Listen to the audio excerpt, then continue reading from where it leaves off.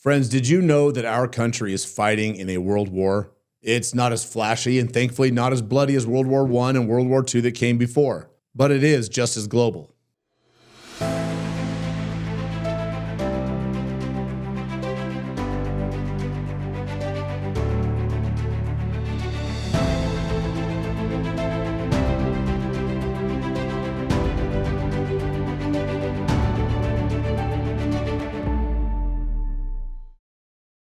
For many years, the Cost of War project at Brown University has been the gold standard in tracking both the human and financial costs of the ever-expanding global war on terror.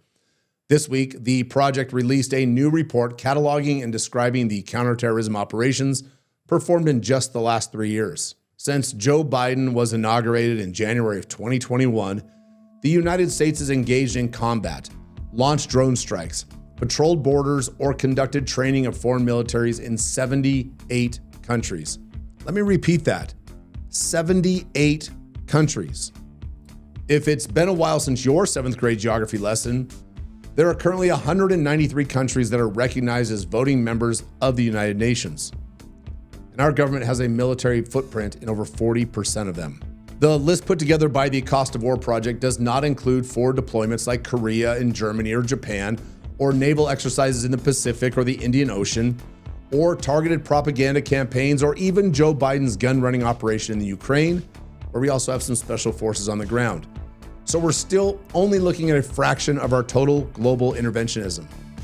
The magnitude is hard to grasp, and I submit to you that there is no single member of the federal government, not a congressman, not a senator, no congressional staffer, no Pentagon attaché, no secretary recording the minutes for the National Security Council meetings, who could accurately name every single country the United States is militarily involved in.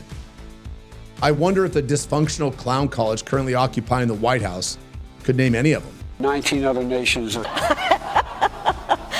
couldn't reconcile it, now I can. 20 countries. And ultimately to the Indian Ocean. No, I really mean it. I don't know. Who doesn't love a yellow school bus? Canada. And unfortunately, the American people have been purposely kept just as clueless. Let's review. Here is the world map, and as a refresher, we live way over here. The 8 countries where our soldiers have been in combat and under enemy fire are: number 1, Afghanistan, prior to the Biden delayed and failed withdrawal. Number 2, Iraq. Number 3, Syria. Number 4, Mali. Number 5, Kenya. Number 6, Somalia.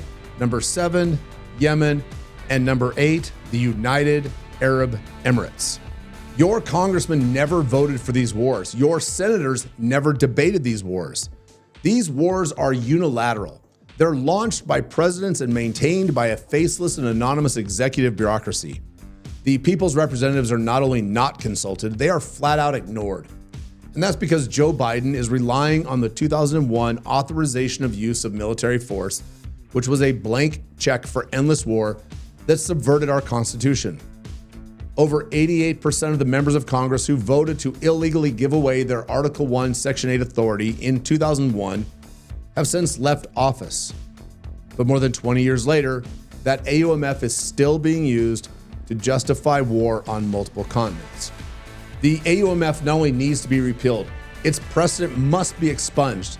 This is how kings and dictators run foreign affairs, not republics with checks and balances. If you agree that 78 countries is far too much, then I have a solution. It's called the Defend the Guard Act. This bill, when passed by a state legislature, would prohibit the deployment of National Guard units into combat until Congress votes to declare war. No AUMF subversions of our constitutional process. I mean a real up and down vote on a declaration of war taken by every single member of Congress. The good news is that my team at Bring Our Troops Home has already gotten this bill introduced into half of the states in the country. We have laid the intellectual groundwork, found bill sponsors, organized the phone banks and door-knocking campaigns, and prepped the committee hearings. The bad news is that we are kicking off the 2024 legislative season, and we're badly in need of resources. If every person who watches this video committed just $10 a month to the cause, not only could we keep the National Guard out of unconstitutional wars, but we would successfully forced Washington, D.C. to end its overseas meddling and bring our troops home. Let's stop patrolling the borders of these African nations instead of our own southern border. Let's stop the military occupation of these Middle East countries that spread so much ill will and make Americans less safe. And let's stop prioritizing 78 other countries before our own and begin putting America first. If you're ready to enlist in this veteran-led movement, visit bringourtroopshome.us to learn more about our organization and click on the Join Us tab to pledge your monthly contribution. And visit defendtheguard.us to catch up on our bill progress and learn what we have planned for your state. It's time for you to get involved and help end this world war.